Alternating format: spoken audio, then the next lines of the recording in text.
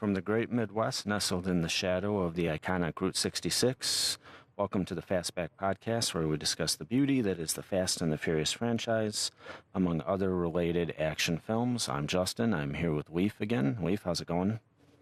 Oh, pretty good. You? Not too bad, not too bad. How's your week been? It's been going pretty good. A little bit of work today, but All right. slow but sure. Yep, sounds Money's good. money. Sounds good. All right, so I figured that this week, kind of an off week, next week we'll be talking about the Furious 7, but this week we're going to go ahead and talk about some projects that The Rock has coming up. Had some news that we tweeted out this week about The Rock. Going to go through a couple quick news items real quick. Fate of the Furious has, in 10 days, reached $908.4 million. So we're getting close to almost $1 billion in 10 days, so pretty impressive. And the producer of the franchise, Neil Moritz, has said that the series will end after a 10th film. So any thoughts about any of that? Well, I think it's kind of a bummer now that I'm getting into it that they're ending it soon, but, Well, by soon, 2021. So, and plus you still have a lot of movies to catch up on. But soon in my years. Soon in your things, yes.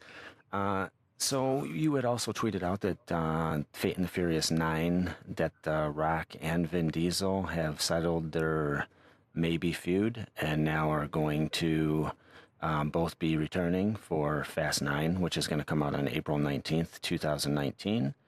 And also we got news that one of my personal favorite parts of Fate of the Furious was the interaction between Hobbs and Jason Statham. And we found out this week that they are going to move forward with a spin-off movie with Hobbs and Jason Statham, and possibly even Charlize Theron returning as Cypher. Going to be written by Chris Morgan, which is the writer of every movie since Tokyo Drift.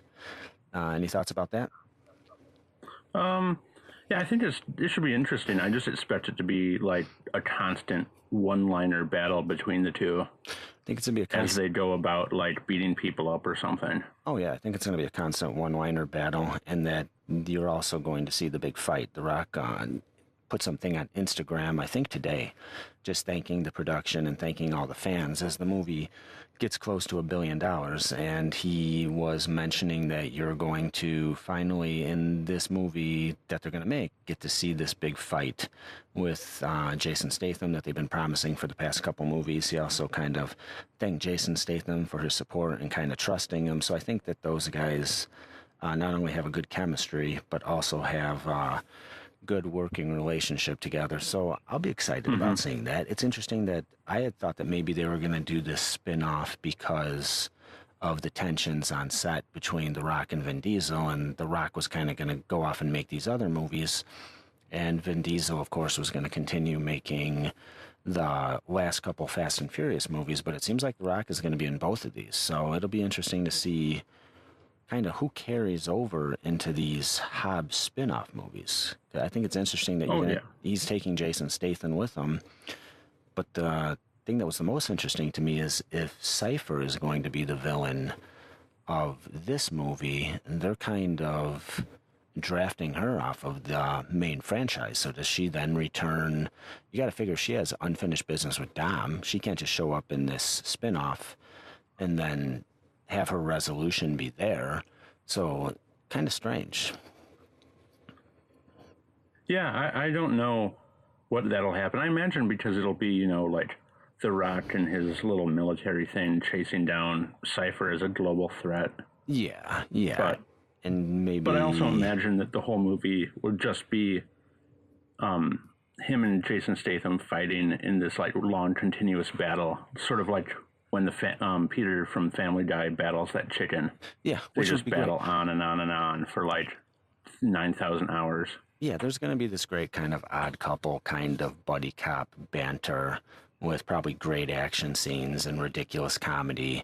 And what I'm kind of looking forward to now to see if that deleted scene that I think we mentioned that deleted scene in our last episode that Vin Diesel supposedly cut because he didn't like that they filmed it without his knowledge, where you were going to see The Rock and Jason Statham about to get in that fight, and then in the Rocky 3-esque kind of ending. And this is what I read, and who knows if this is true, but it was going to lead up to kind of a Rocky 3-esque thing where they start to throw the punch, and then it stops, and then they say, well, why are we fighting each other?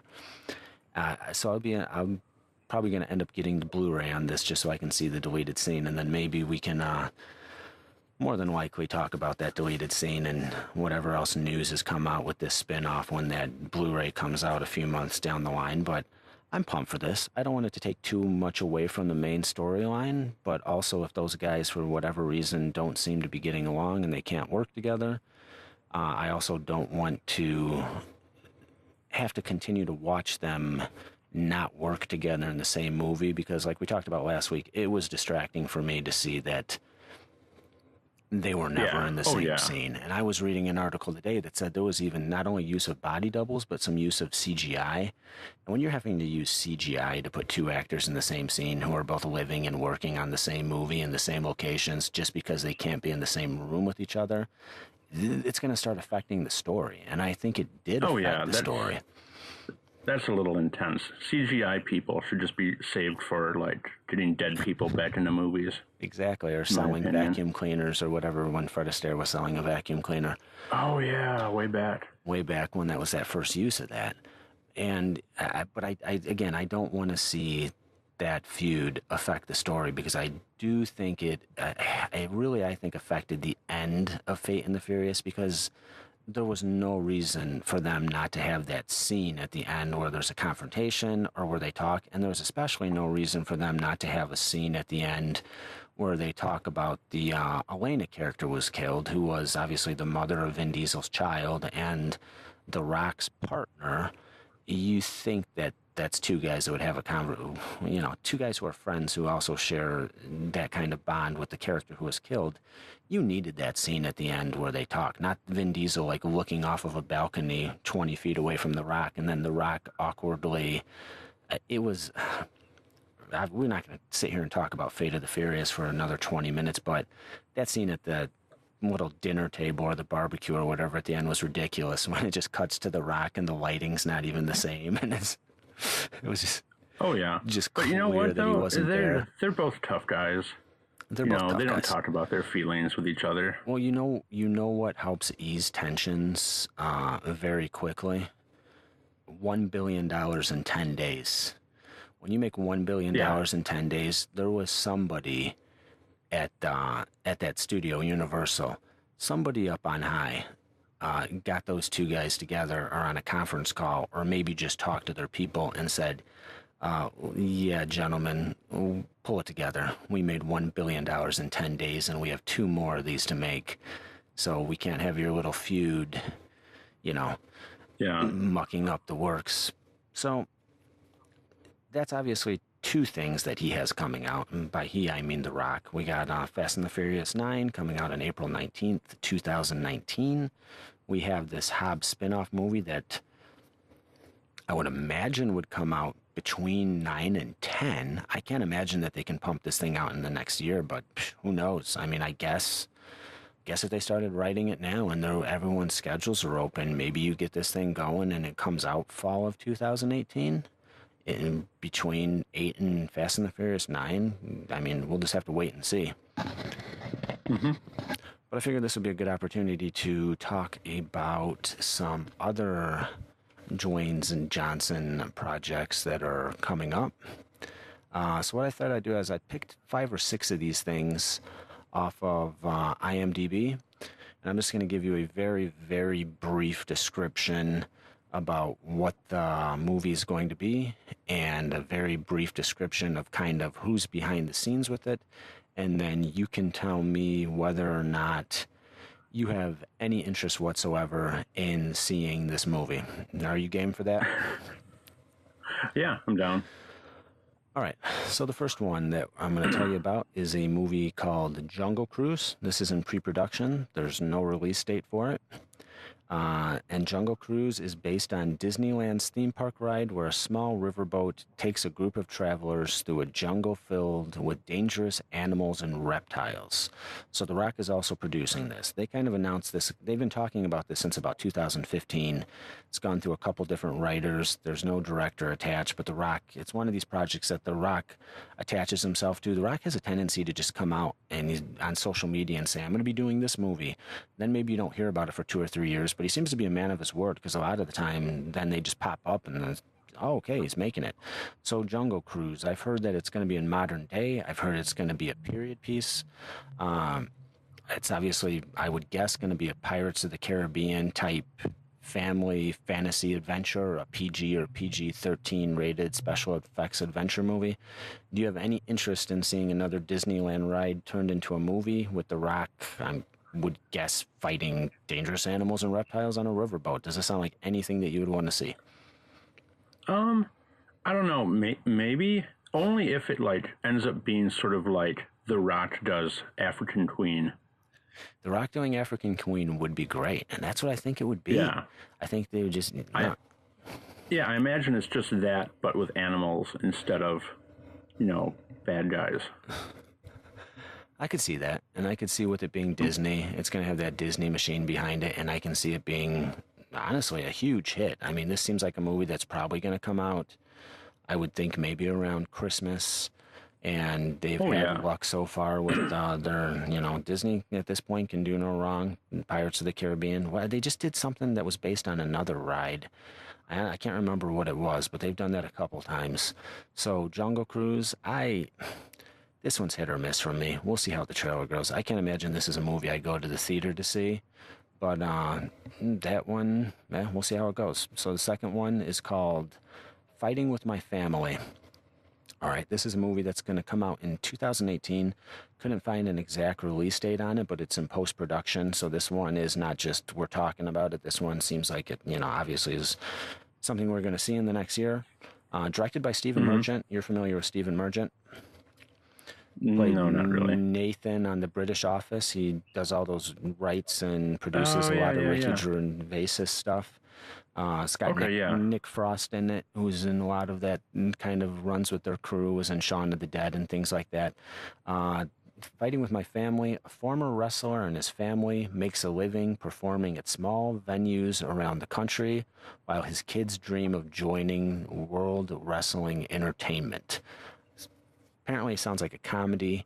You're going to see The Rock in kind of as a family man, probably some touching, charismatic moments with kid actors. Obviously, this is going to kind of go along with all of his experience as a wrestler. Any excitement to see The Rock playing a former wrestler, wrestling in small town venues, teaching his kids probably about wrestling in dreams? This is probably a family movie. No, not at all. That sounds horrible. But Stephen Merchant, though, I mean, this is a guy who wrote most of the Ricky Gervais stuff, like The Office and Extras, and just great stuff. Yeah, but Ricky Gervais has kind of fallen flat for me lately, too, so I'm not impressed by that. All right. But I just imagine it being some sort of terrible, like when the Arnold Schwarzenegger did those movies where he has to be like this family guy. Well, that's exactly what I was thinking. This is like a kindergarten cop at best. Or at worst, it's a Suburban Commando, which is still great. Do you remember Suburban Commando?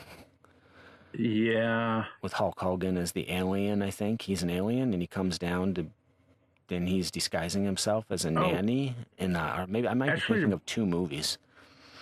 To bring this around, didn't Vin Diesel do a movie where he was like a babysitter or something? Yeah, that was The Pacifier. The Pacifier. Maybe it'll just be like that. So at best, but of course, I barely remember that movie too, so it doesn't matter. Just by jogging our memory, by talking about 5 other movies, did we remember it? So at best, we're looking at a kindergarten cop. At worst, we're looking at a pacifier.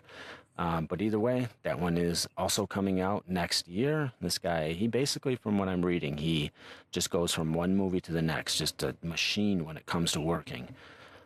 Third movie. This comes out, this is in post-production. This actually comes out this year. This comes out on December 20th, 2017. I don't know if you've heard about this or not. Jumanji, Welcome to the Jungle. This is a reboot of the Jumanji movies.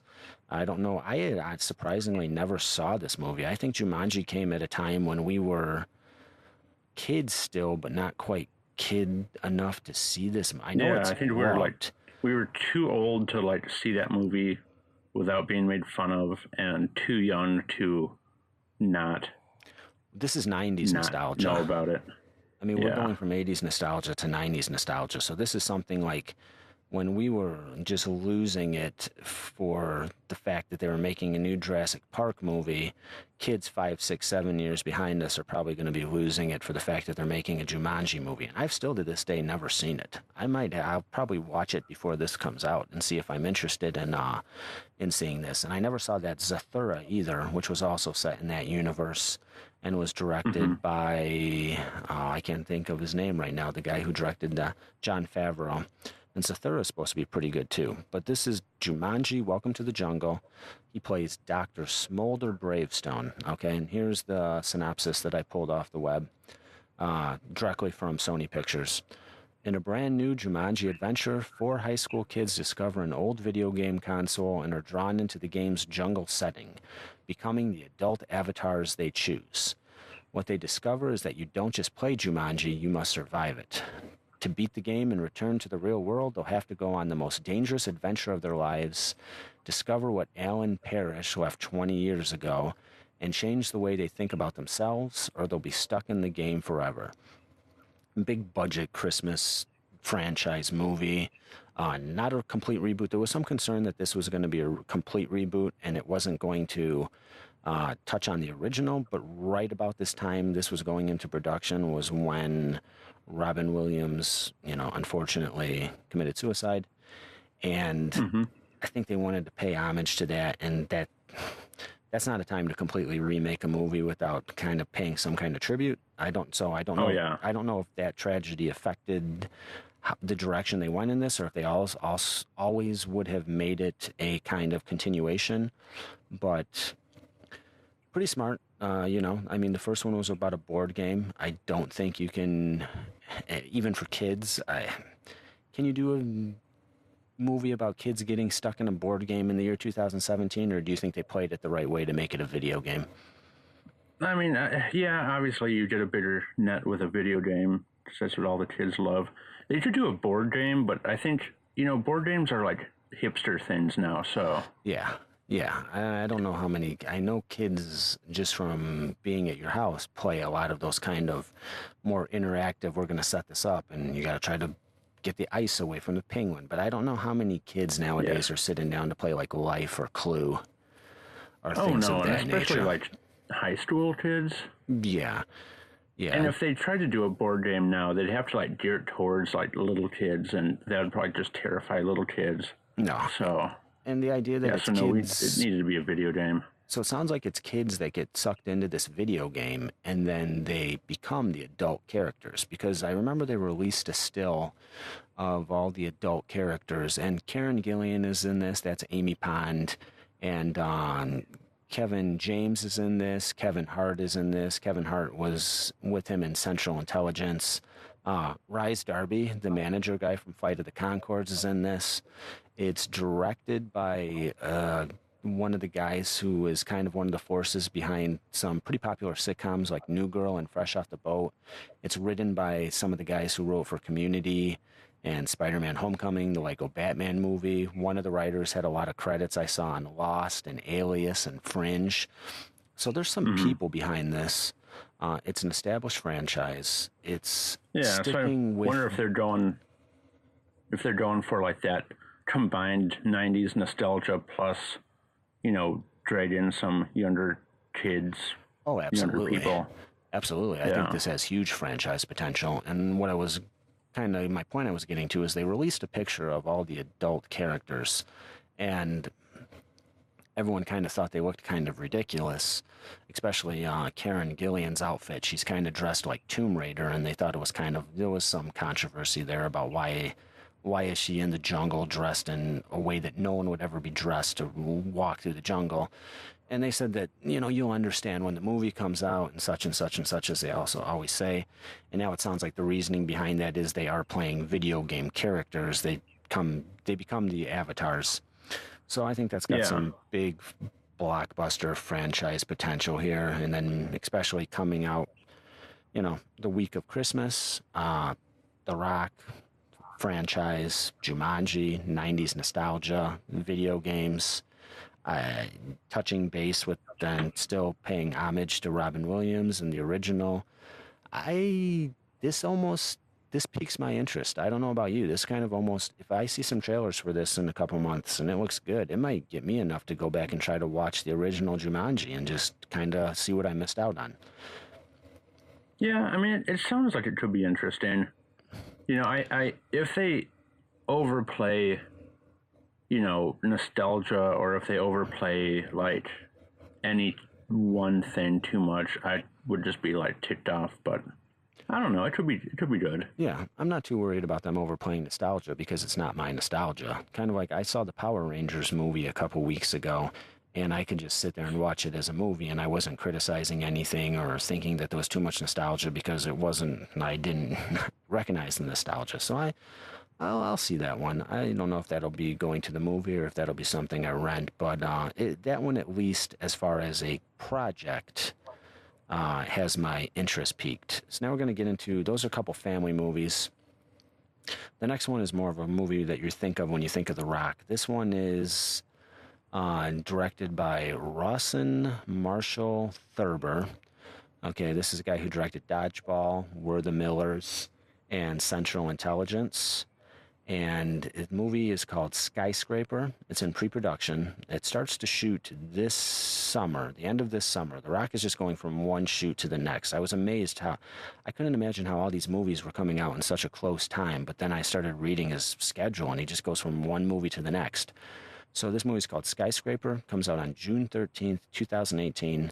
And all I could find about this is the plot is kept under wraps. It's described as a hostage action thriller set in China. So this seems like it's just boom action movie. Oh yeah.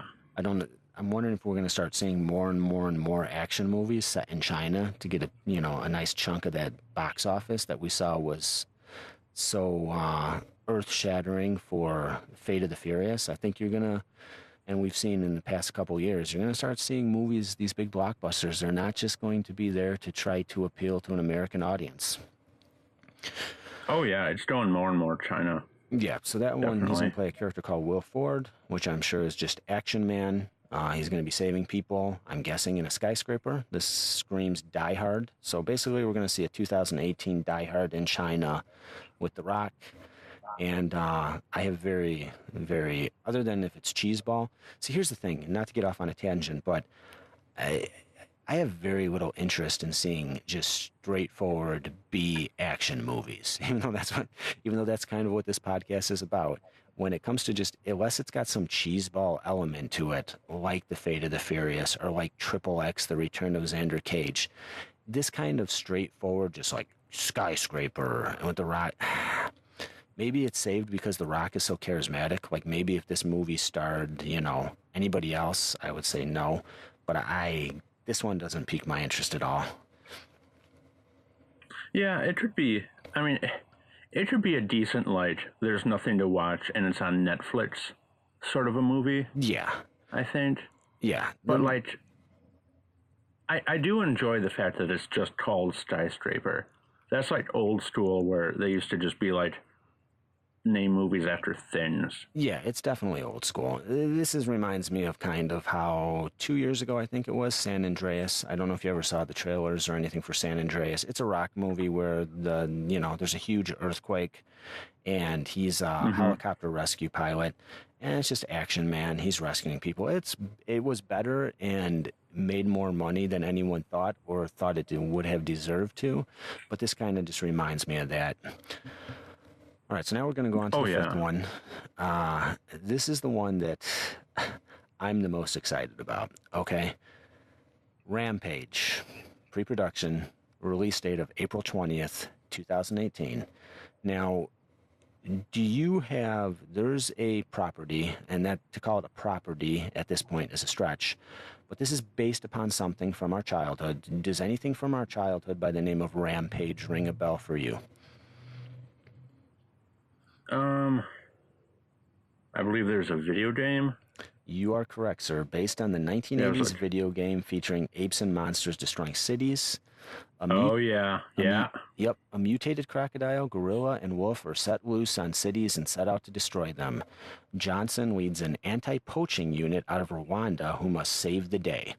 Directed by Brad Payton, who directed him in one of those Journey to the Center of the Earth movies, but also directed that San Andreas movie that I was just talking about. And this movie has Naomi Harris, Jeffrey Dean Morgan, the dad from your favorite show, Supernatural, and Joe Manganiello, who I can never pronounce his name. So this movie could be a lot of fun. Oh yeah. Just It's like a titch factory right there. I mean, that could be great. And this is exactly what I'm talking about. The difference between this and Skyscraper. You're going to see The Rock fighting big CGI crocodiles. But I don't know if maybe not even fighting them, because when I read through this, he leads an anti-poaching unit. So is it possible that they go to him and they say, hey, you can deal with these huge animals, but then maybe he's not going to try to take them down because he doesn't believe in... I don't know.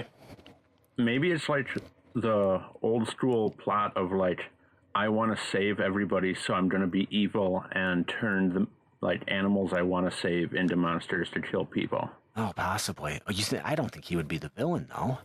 Sounds like he's trying to save the day. So I'm wondering if because he doesn't, he's anti-poaching, if he's trying to bring the animals in as opposed to taking them down.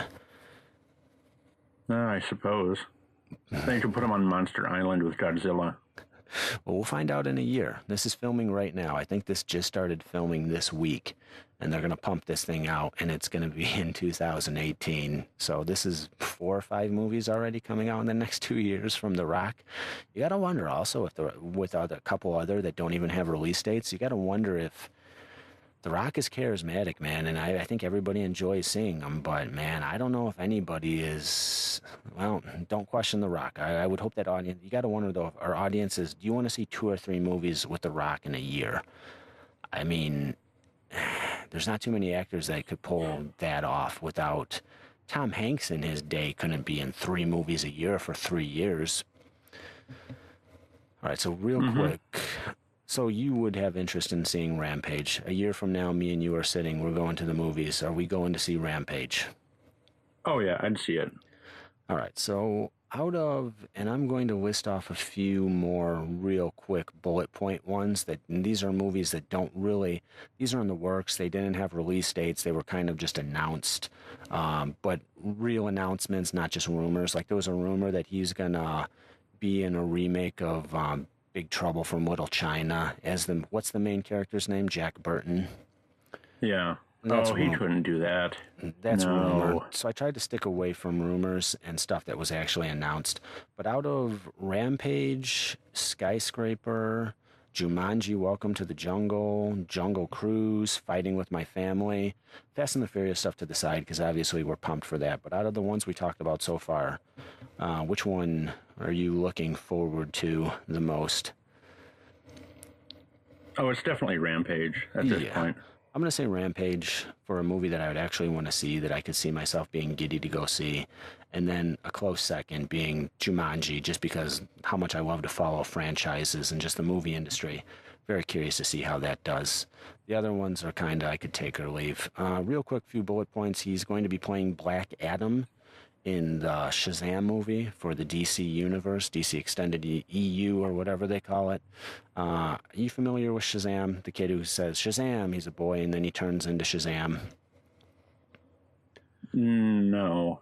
Yeah, this is a DC character that they acquired the rights to, I believe, in the 70s. His name is Captain Marvel, but they can't call him Captain Marvel anymore due to legal jargon with actual Marvel comics. So this is a character that was, at a time, more popular than Superman way back in the day. And it's a kid. He's named Billy Batson. He says the word Shazam. Then he's given the power of, the gods. And his villain's name is Black Adam. And why this is interesting is they're thinking about doing the Black Adam movie first because The Rock The Rock is going to play Black Adam, and introducing Shazam in the Black Adam movie and then having a Shazam movie. So how interesting would that be, even if you had no interest in seeing the movie, to start the first movie with the villain and introduce the hero and spin off the hero's movie out of the villain's movie, which I would assume maybe not so much of a villain as an anti-hero. I don't think you're going to have The Rock playing a straight villain, because then if the villain is the lead of the movie, that would make him, by default of storytelling, the protagonist. So then do you have an antagonist? Is your antagonist a worse villain? Is it the hero? But do you have any interest in seeing Black Adam? I can't imagine, until 30 seconds ago, you didn't know who it was, so I can't imagine there's, other than it's The Rock in a big superhero movie, anything. Yeah, no, not really. I mean, I'm not a huge fan of the superhero movies anyway, so No. it's just... Well, I would say that's not until 2019, 2020-ish anyway. I'll always see a superhero movie. I do enjoy the genre. I am starting to get burnt out on them a little bit. There's other things that I'm starting to look forward to more, but I'll see a Shazam movie with The Rock. Another one, Doc Savage, the Man of Bronze, raised from childhood by a team of scientists to become the original superhero of the 1930s. A man of great mental and physical strength, he ran around the world battling larger-than-life villains. This is going to be Shane Black possibly writing and directing this. Shane Black did Iron Man 3. Shane Black wrote the Lethal Weapon movies, a movie called Kiss Kiss Bang Bang. He had a movie out last year called The Nice Guys that was pretty well received. I don't know if you know Doc Savage. He's one of those old pulp heroes like The Shadow and The Green Hornet and stuff like that. Could be good. I mean, they every now and then you see them try to trudge out these 1930s pulp heroes. I mean, I don't know if you remember when we were kids and there was that Alec Baldwin movie, The Phantom. And oh yeah. No, that wasn't the Phantom. That was Billy Zane was the Phantom. Alec Baldwin was the Shadow. A couple years ago, we actually went to see it in the theater. They tried to drag out John Carter of Mars. Modern audiences do not seem to care about these 1930s pulp heroes. Oh, no. They did a Green for Hornet.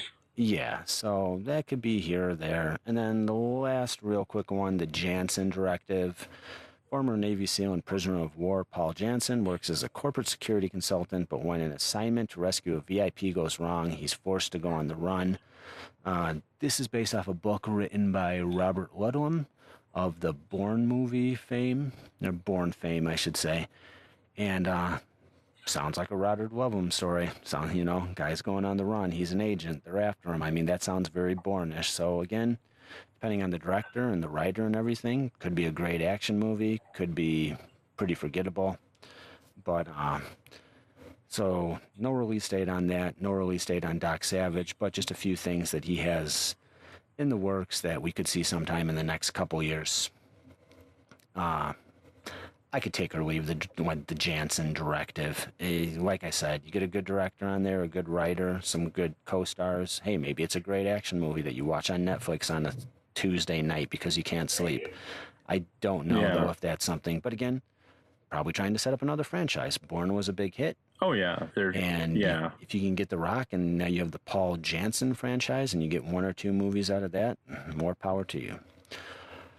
So we're going to get to the last one, and also the reason why we are doing this episode. We have a certain movie coming out in a couple weeks here, May 25th, 2017, the Rock's next movie out, Baywatch. The Rock is going to play Mitch Buchanan. Yep. Devoted lifeguard Mitch Buchanan butts heads with a brash new recruit. Together, they uncover a local criminal plot that threatens the future of the Bay. And I guess this also stars Zac Efron as the Olympic gold medalist.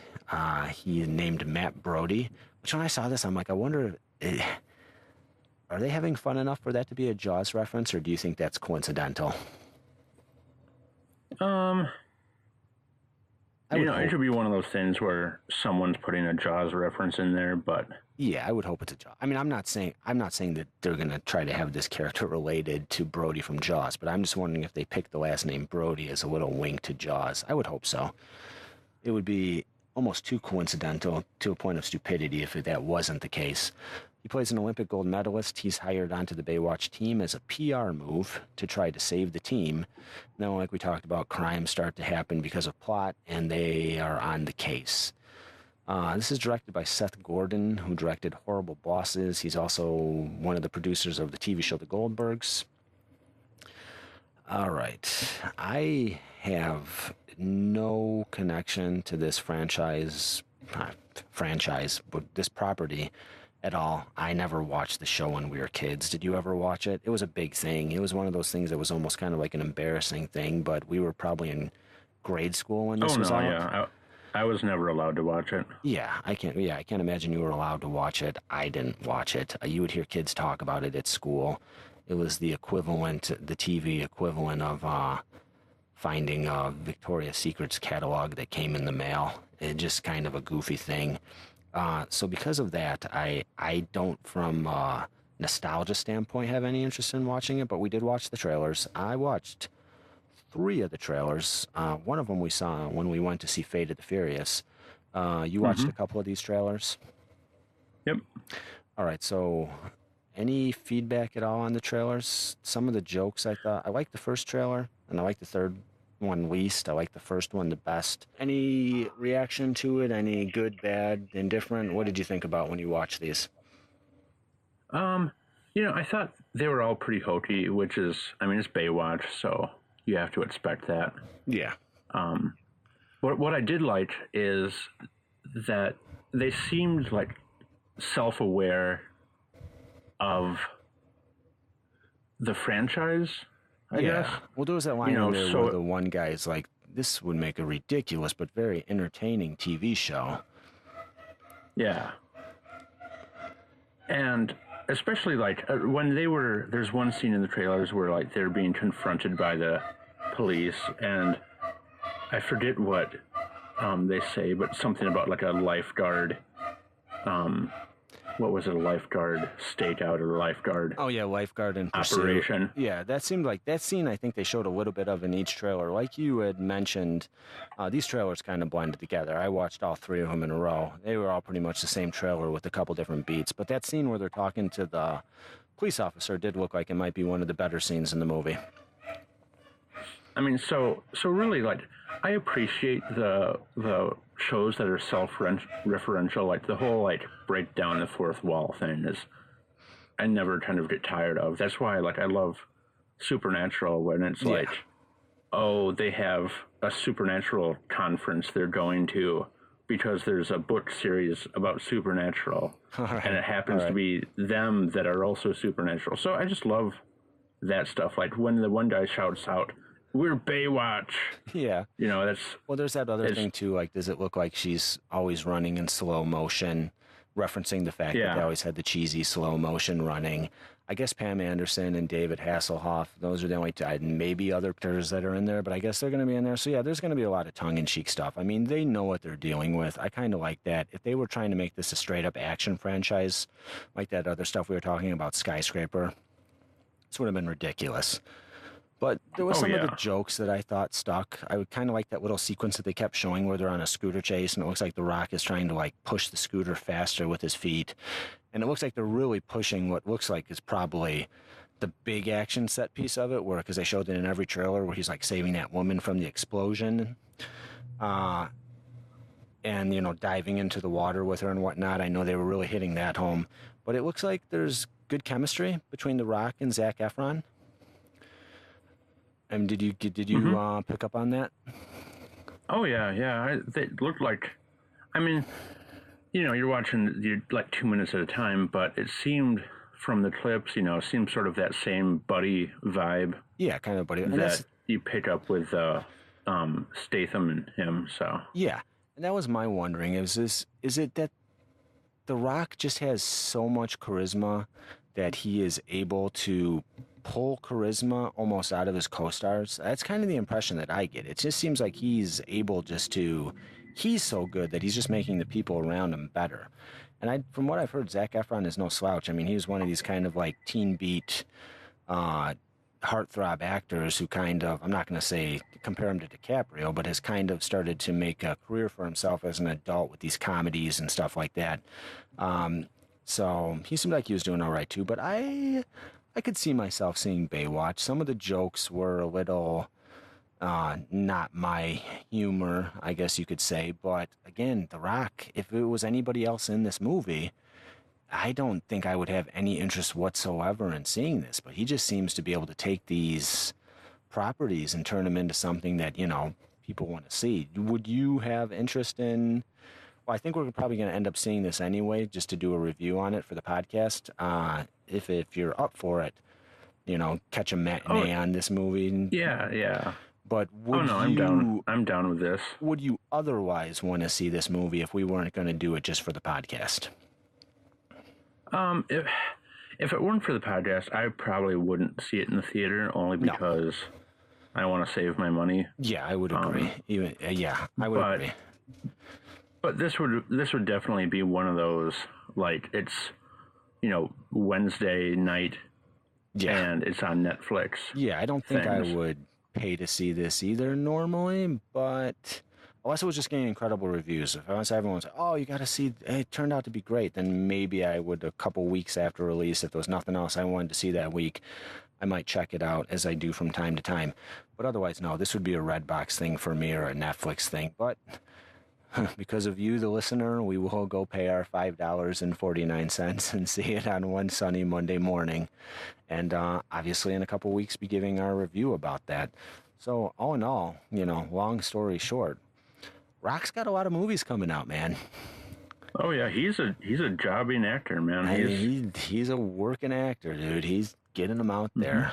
And these Baywatch trailers, when I sat down to watch them, I kind of was not hesitant and kind of had an eye-rolling attitude about it, but they were better than I was expecting them to be, or maybe a little bit better than they had any right to be. I hate using that phrase, because why would anything be better than it has a right to be? Everything has a right to be good, but I was a little pleasantly surprised by these trailers. I was expecting to watch these trailers to wrap this up and groan and say, I'm going to have to see this thing. And instead I watched these trailers and said, oh, I'll see this thing. Oh yeah, definitely. They weren't like I don't know, you can always tell a movie is going to be like, even if a movie's not going to be terrible, you always tell if they didn't put much work into the trailer. No. And this one, well, these couple are pretty nice. I like them. Yeah, and the key is they look fun. And kind of like I talked about earlier in the episode, as long as you're having fun with it, I think in the year 2017, I don't know how much an audience is hungry for straightforward, just action without there being a little bit of cheese in there. But I think if you put a little cheese in there and some charisma and you have fun with it, and like you brought up the great point, you're not taking it too seriously, then I think that's when you have a success. And I think that's what this looks like. And it's Memorial Day weekend when it comes out. We'll see. I mean, I think it's probably going to do some big business at the box office, as they say. And, God, you got to think that means there'll be a Baywatch too, but we'll not get too far ahead of ourselves. The Rock already has 25 other movies coming out in the next 4 years that he has to get through, including, of course, the most important and the one I can't wait for out of all these, that Hobbs movie. So, all in all, that's what The Rock's got cooking, so to speak. Leif, why don't you, if you don't have anything else to add about these projects, tell our listeners where they can find us and how they can reach us if they have any questions or comments or gripes, or they just want to yell at us and tell us how terrible we are. Yeah, I'll probably just yell at myself about that. But no, you can find us on YouTube, Fastback Podcast, Twitter, Fastback Podcast, iTunes, Fastback Podcast. Basically, the general theme here is Fastback Podcast wherever you go. We were very lucky that there was no one else that had Fastback Podcast, and we didn't have to do this like Fastback Podcast 02 or Fastback Podcast Pod. Oh yeah. Well, that's and we're listed on Pocket Casts now, so I can listen to myself talk about Fastback Podcast. Yes. There's layers upon layers. Check us out. It just got meta on us. Yeah, we're very new. If anybody's out there listening and wants to give us any feedback, please shoot us a line. We'd love to get a few questions. We'd like to have a segment where we answer questions. I'm going to leave Leif with a question, and this is a question that I asked on Twitter. And I wish I would have thought about asking you this last week. But I'm going to ask you now, did you, after being a father and seeing the Fate of the Furious, would you trust Jason Statham as a babysitter?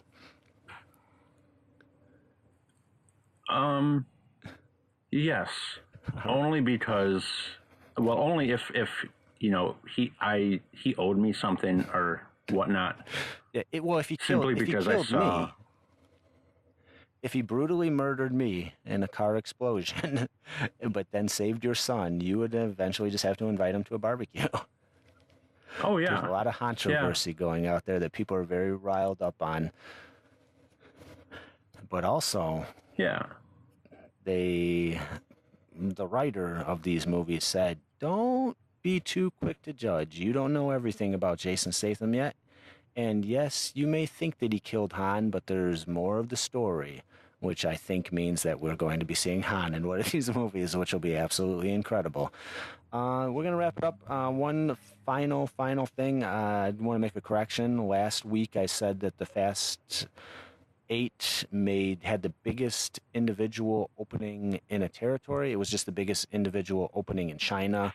As far as a singular territory, The Force Awakens had. There's like 4 or 5 movies that had more. I think The Force Awakens made 200 and something odd million in the United States. So I was wrong about that, but we are just two guys talking about movies. We're going to make mistakes. A lot of the time, we're just thinking of stuff off the top of our head and just talking about it like you would when you have a conversation. It wouldn't be a podcast where two guys talk about movies or any kind of podcast if there wasn't a lot of misinformation and guys guessing as they're talking and going along. I think that's standard podcast procedure. So bear with us on that. We will be back next Monday, as always, where we are going to get back to a movie review, and we're going to be talking about The Furious 7. Any expectations on The Furious 7, Leif, before we go?